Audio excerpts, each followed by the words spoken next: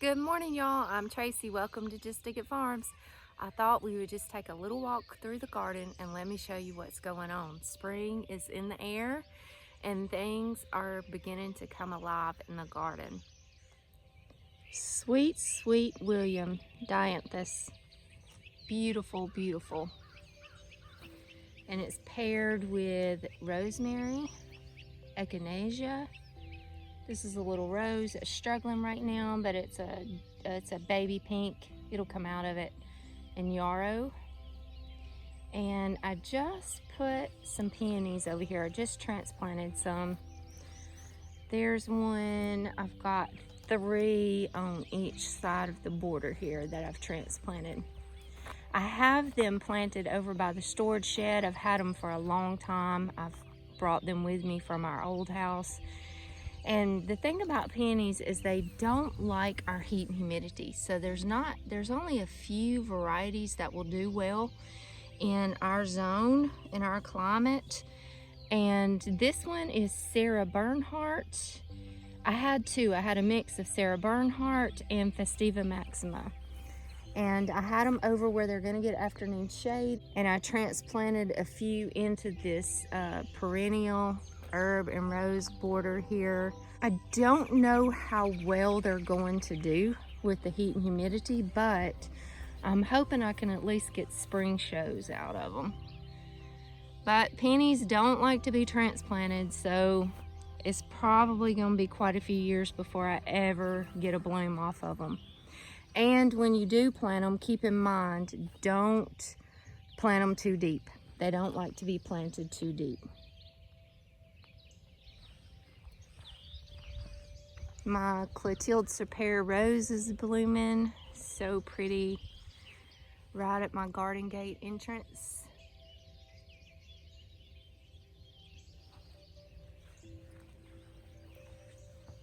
This is Clotilde Serpere as well. This is just the shrub form.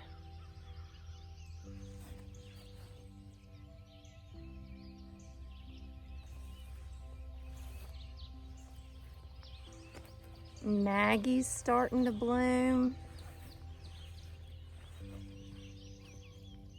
Beautiful fragrant rose, repeat bloomer. I got all kinds of things popping up in here. My phloxes are coming up. Got lavender. My Johnny jump ups that reseeded themselves are starting to die out, so those will be coming out soon. I'm gonna let them go to seed though, because I want them to reseed themselves. There's a peony I popped in, echinacea,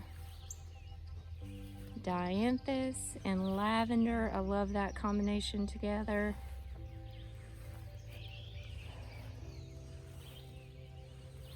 Okay, let's go into the potager garden.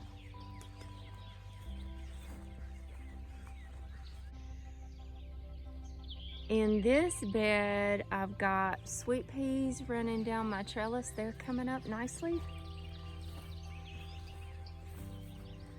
They're looking good. And I just put a little garden sage right there. On this trellis, Chase just sowed some scarlet runner beans for me. You can eat the seed pods and you can eat the beans from that. So I'm excited about that. He just put those in the ground yesterday. And right here, I'm making a little tea garden. So this is Tulsi basil or holy basil right here. Really good medicinal properties, great for teas. And this is lemon verbena, which is also great for teas, high medicinal properties. So I'm making me a little tea garden here. My eucalyptus got hit by the last freeze we had, but it's coming out. Behind it, I've got wildflowers planted. And I think in this spot right here, I'm going to put pineapple sage. The pretty red and limey green yellow color of it is going to be really popping against that silver eucalyptus, this big leaf clary sage, and all this lemon verbena and tulsi. Plus, it's great. Pineapple sage is great for tea. We've added some yarrow right here in this little nook. And this is Achillea millefolium. This is the one that has the higher medicinal qualities. We've put in place some calendula, and you can see some weeds here. I gotta get rid of these. This is where we've placed these borders of logs, and I've gotta get in here and get control of that.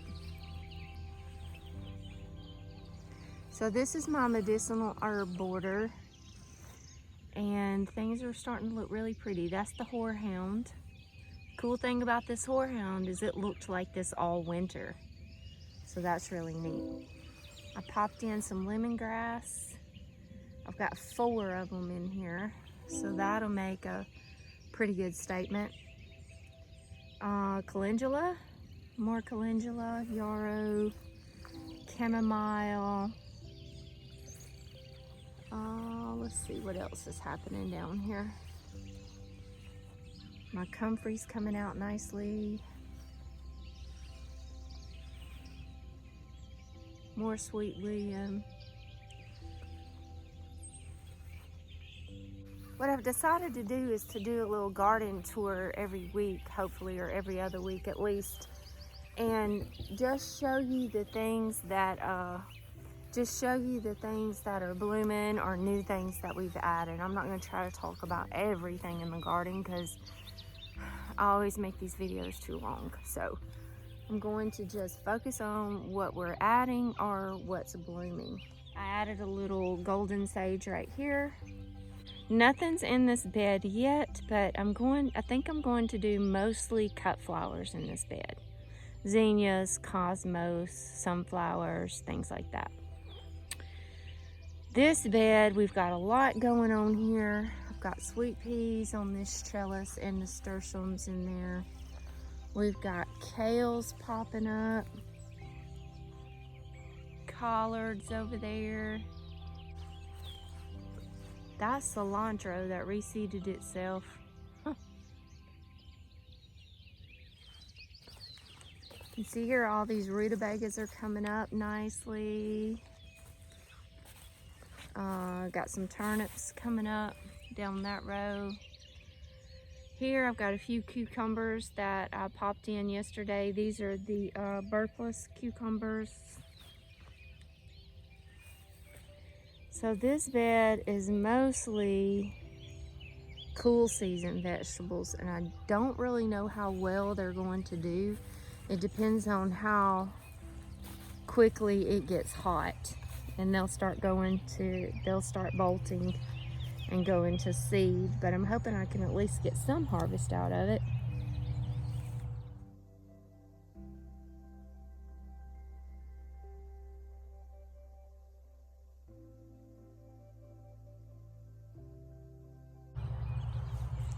That rose on this trellis is Rosa multiflora carnea, and it is filling out my trellis beautifully. Look at all of the buds. It is fixing to be an incredible show on this trellis. I put in 2 new roses here and over here, opposite side of the Rosa multiflora, and that's New Dawn. So whenever that starts growing, that'll be really pretty. This bed has nothing yet. This bed's going to get okra and a few squash and amaranth and whatever else I can fit in there. This bed right here is a great example of companion planting. On the trellises are tomatoes, and we've got those in the ground. A few tomatoes. They're all in place here, and by growing them on this cattle panel trellis, I can grow them about 2 to 3 feet apart, so I can fit in a lot more tomatoes this way. So in this bed, I have the tomatoes on the cattle panel trellises. I have garlic on this side, garlic down the middle, and garlic on the front side of the trellises. And this is garlic that I planted this past fall, and I knew that my tomatoes were going to be going here in my crop rotation, and garlic and tomatoes are great companions together. I've got basil planted all the way down the back side. And on the front side of this bed, I have marigolds planted all the way down the front side. And these are all great companions that work really good together and benefit each other. Right here, I have weeds, but I also have lettuce and carrots in here. Those are good companions together because carrots have the long root, which is the vegetable, the carrot, and lettuces have more shallow roots, so they don't compete for roots, and I can get more food in my space. Now, all of my carrots and my lettuces really didn't come up here too good, but I've got some in the greenhouse that I'm about to pop in place here. And I hope I can get some harvest from it before they start bolting. On the back side of this bed, I have onions planted. That is a lot of food in this one bed, and my beds are pretty much all about 15 feet wide and about 40 feet long.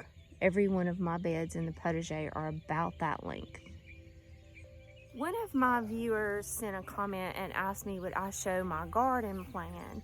And yes, I will be happy to show my garden plan. There's a couple of previous videos where I show you how I designed my garden plan. I'll try to put a link up here on that video. And I also have a video that shows my seed sowing schedule, how I do that. But I'll try to put both of those links to those videos up here. First of all, I am in central Alabama and I am a zone 8. So we have usually hot, humid, dry summers, usually. That's typically what we have.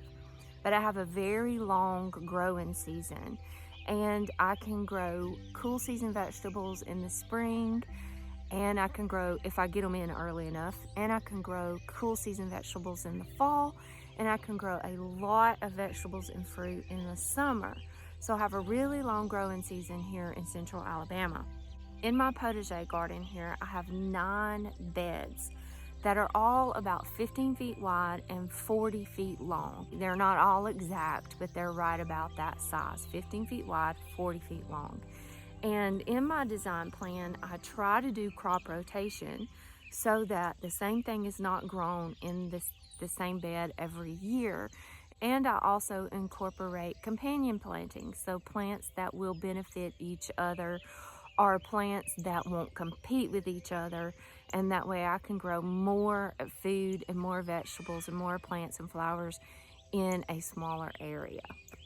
So in my garden plan, those things are always a consideration and a factor every year. So I just showed you this garden bed that has my tomatoes, garlic, marigolds, onions, basil, lettuce, carrots in it.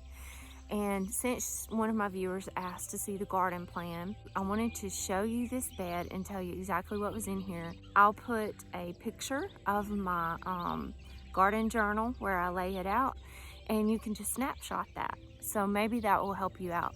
And I'll try to do each bed like that during my tours. I'm not going to get all the beds in this one video, but in my weekly garden tours, I'll try to give you a little snapshot of the different beds, and maybe that'll help you in designing your garden beds.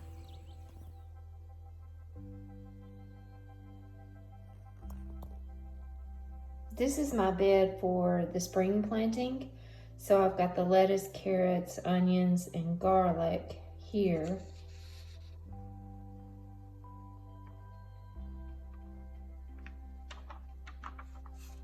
And then this is the same bed for the summer planting. And I still got my garlic. Then I added my tomatoes and basil. Still have the same onions. And then here where the lettuce was, whenever that plays out, I'll probably put in some zinnias here, or maybe some squash. I'll just see how it goes and see what I need the room for.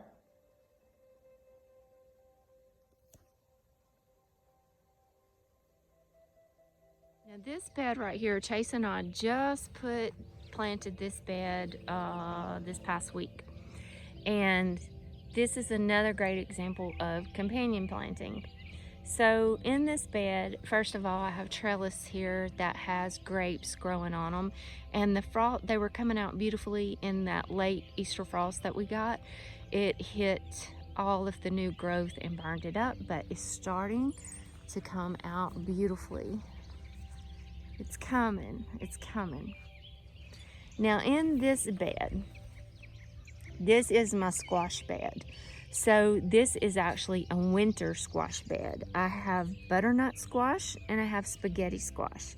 And the rest of the plants that are in here are all companion plants for those, to help benefit those, to help repel squash bugs and squash vine borers and cucumber beetles and all the things that want to attack the squash.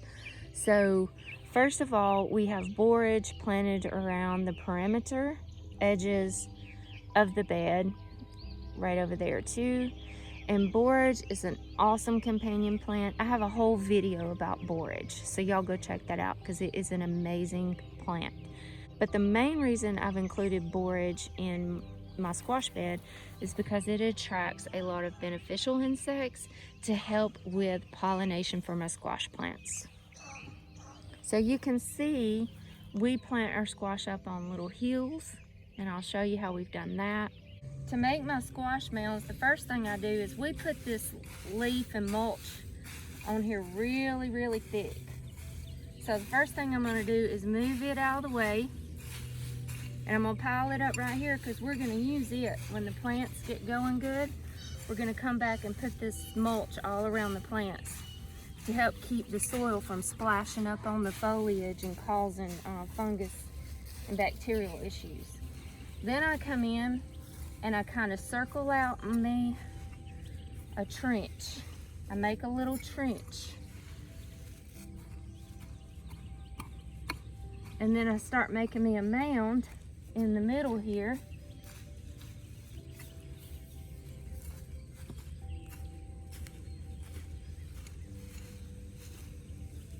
A little mound of soil. Kind of flatten it out a little bit.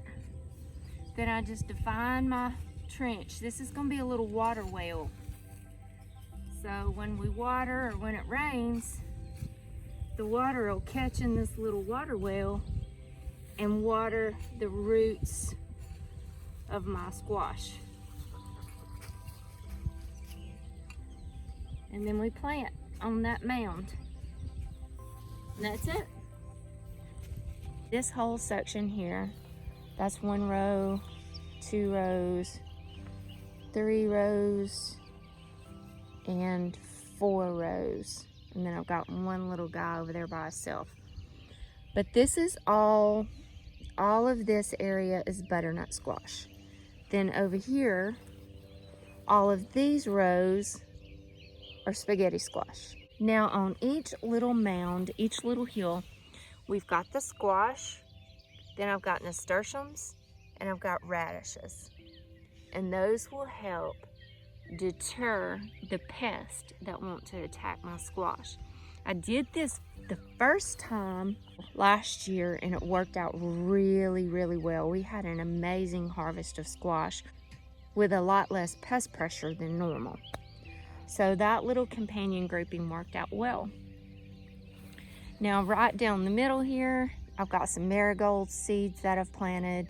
And then back here on the corner, we've got sunflowers.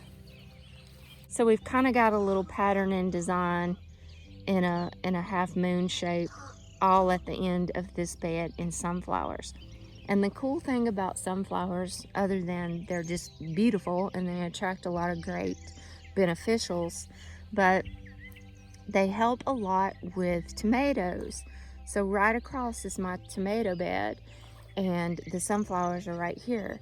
And what happens is the sunflowers almost become like a trap crop. We have a big problem on our tomatoes with stink bugs. Stink bugs always seem to attack our tomatoes early on, right when the fruit starts developing, and they sting the fruit and then it rots it. But if you got sunflowers and they're up early enough, which I don't know. I'm hoping they're going to come up early enough. But if they're up early enough, the stink bugs go to the sunflowers and it becomes a trap crop, and they don't attack the tomatoes as much. And I saw this in place last year. My tomatoes were in that first bed right there, and I have volunteer sunflowers that all come up in here from the previous year. So they come up really early, and they were flowering a lot earlier than anything that I had planted. And I noticed that the stink bugs were all over these sunflowers and not as bad as they were on my tomatoes. So this year I've got sunflowers in that bed, I've got tomatoes here. I've got planned to have tomatoes in a lot of other places in my garden here, like over in that bed as well. I'm gonna add some sunflowers everywhere that I'm putting tomatoes and see if that'll help. But I think the key to it is you've gotta have, the sunflowers need to be up and blooming at the same time as your fruit on your tomatoes are. So you kind of got to strategize that. And I'm not sure if I've done a good job of that or not, but we'll see.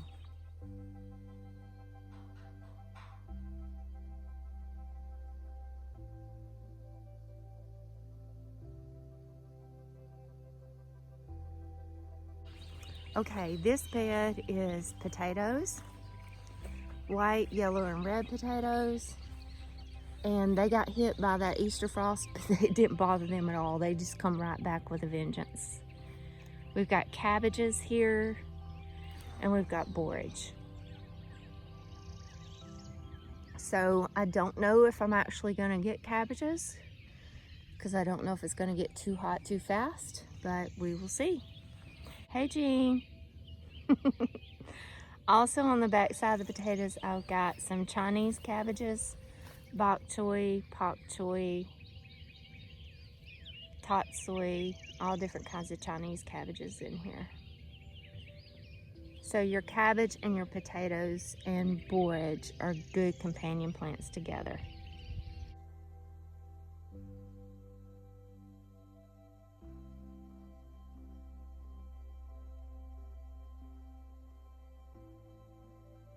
This bed Chase and I just planted yesterday, and this is our sweet potatoes. We've got Beauregard sweet potatoes in, so hopefully they're gonna do well.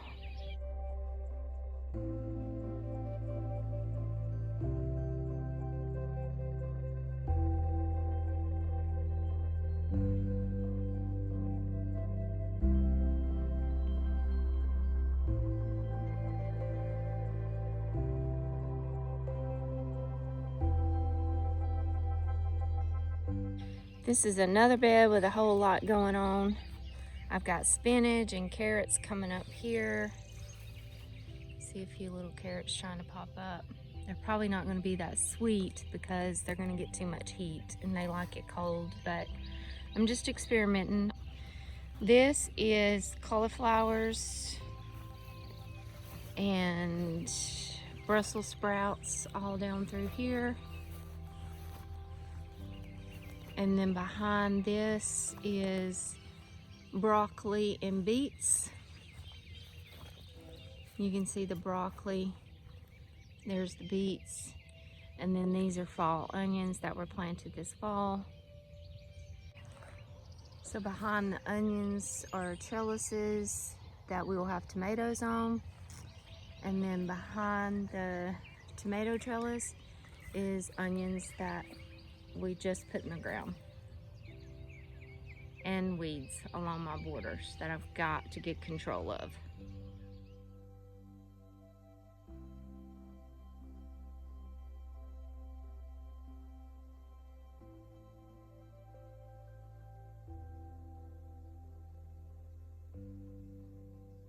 Also had a viewer ask me about weed control. How do I weed control? Because they didn't see any weeds in my beds. And that's a very, very good question. And by the way, I do read every single comment. I read them, I treasure them. I'm so thankful for every comment. And I try to reply to everybody, but I like to go back and really answer with a lot of thought your questions and your replies, and I like to comment back to you with a lot of thought. So it takes me a while to get back to you, but please know that I do read every single comment, and I'm very thankful for my community that we've developed here. So as far as weed control, these beds were all created over the past 5 years. So we started out with like weed tarps, and we laid down weed tarps over fall and winter and killed out all the weeds. And we've done a lot of sheet mulching, so a lot of cardboard and thick mulch on top of that, and let it set for a couple of seasons. So these beds were all, it's taken a long time to develop these 9 beds because we've done them all without herbicide or any kind of chemical. We've just done it a natural way. So we've built these beds up after we've killed out the weeds, either with the weed tarps or the cardboard.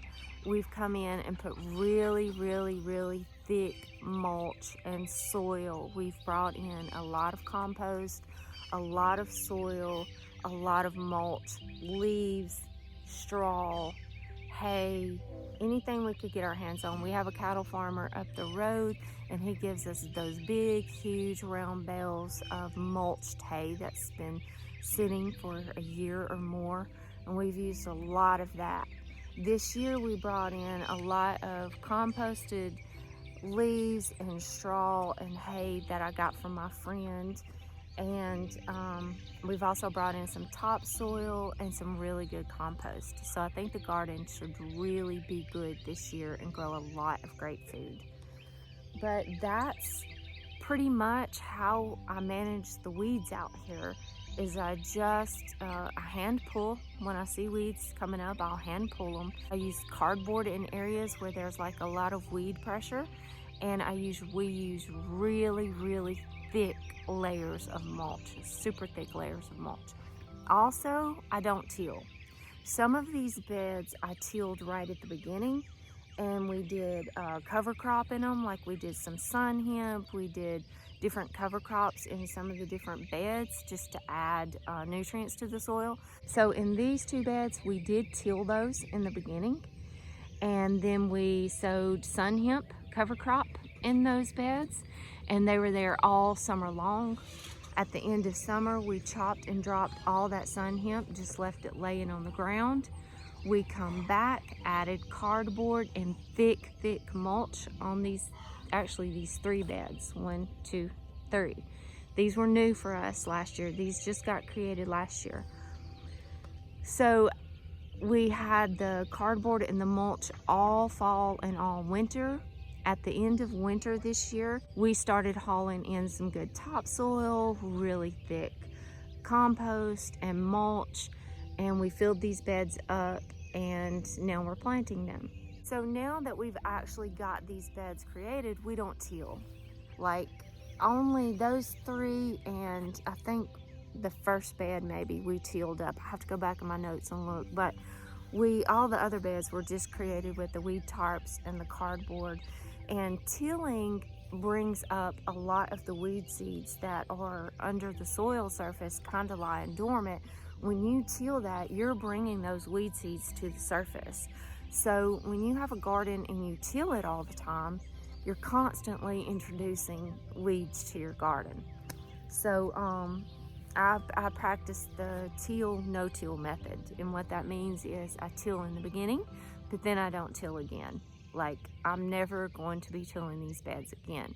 I'm just going to keep adding good compost and good mulch and good soil to these beds, and just keep building them up, and just keep building up my soil and regenerating my soil every year, and doing it without tilling. So that's a big key, I think, in controlling weed pressure. And then as I see weeds come up, I just pull them, hand pull them. And that's how I keep control of the weeds out here in the potager garden. Over here to the side of the potager garden is something new that we're adding this year, and this is going to be our market garden. So eventually we're going to have a fence that goes all the way around this potager garden, eventually. Right now lumber is super sky high, We won't be doing it anytime soon, but eventually we'll have a fence around it. We have to have a fence. We have a lot of deer pressure, wild hogs, armadillos. My chickens like to get in here. I like for my chickens to free range, and I can't really leave them out when my garden is in place. We did let them out all winter long, and they just foraged and cleaned up the potager and hopefully got rid of any pests that were in the garden beds. But I would love for them to just be free range all the time, but they tear up my garden. So I've got to get a fence around it so that we can let them free range. But when we do get the fence up, right here in the very center main aisle, we'll have a little archway. We'll have an archway and a gate that leads you across and into our market garden. Now we're creating this market garden because we're going to grow a lot of beans and peas and melons and maybe pumpkins and whatever I can get to fit in here. We're going to extend this and go further with it so that we can grow more. So the main goal in us doing this market garden is we're going to start providing to a CSA. We're partnering with a Orville Farmers Market, and I did a little video tour on them last year, I think. So I'll put a link to that video up as well. But our Orville Farmers Market is really a cute little market. And Judy's awesome. She does a CSA collaboration where she gets farmers from all over. Everybody brings to the table what they have, what they're growing, and she creates these beautiful CSA baskets just full of all kinds of goodness. Not just fruit and vegetables, but homemade Amish breads and cheeses and desserts and cakes and jams and jellies and honey. And she just does these beautiful, wonderful baskets to people for CSA. If you don't know about CSA, CSA is community supported agriculture, where whatever the farmer has for that week that is in production and harvest is what you get as a consumer in a basket. So you're eating locally from a local farmer, you're eating locally grown food from a local farmer. So it is a great way to support your farmer and to get really good, healthy food. So we're participating this year. I've been working to get to this point where we could participate with this CSA ever since we moved onto this farm. So a big part of this market garden is to hopefully be able to participate in that CSA. I'm in full hopes this is going to be a success. Now, my issue is going to be we have not weed tarped this, we've done nothing, we disced this up.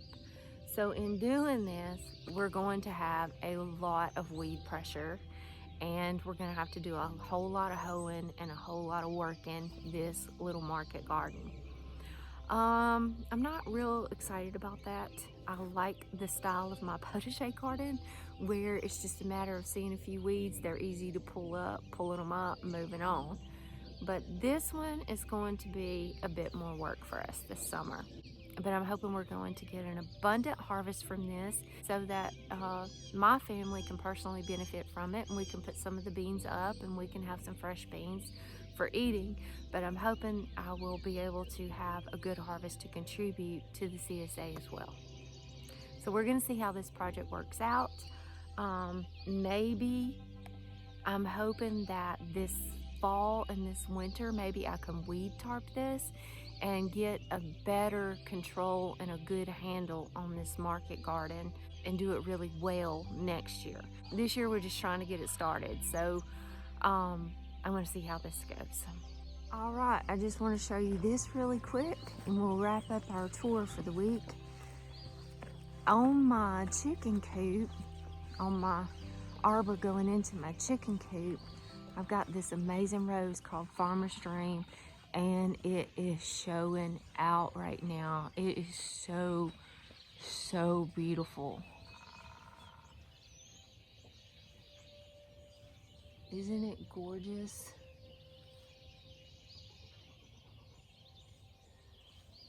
Farmer's Dream.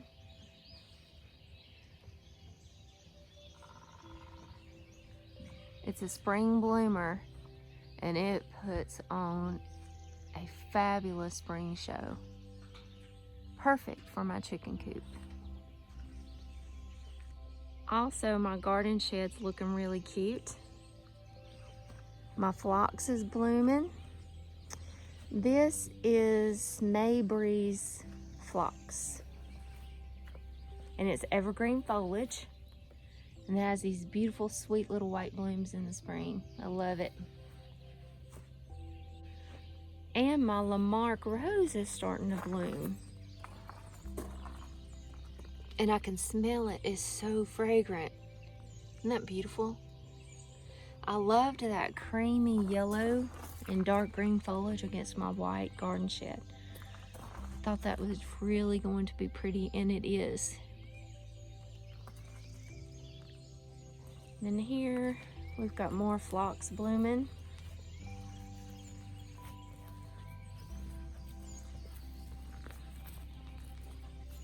My Annabelle hydrangeas are coming out nicely. And this little guy here is called Deutzia. This is a slender Deutzia, so it stays really small, like 2, maybe 3 feet tall. And when it's bigger and it's blooming, it's going to be beautiful. But that's the little bloom it has. Okay guys, I'm gonna wrap it up right there for this week's tour. Thank you so much for hanging out with me, and I will see you guys next week. Y'all have a blessed and wonderful week.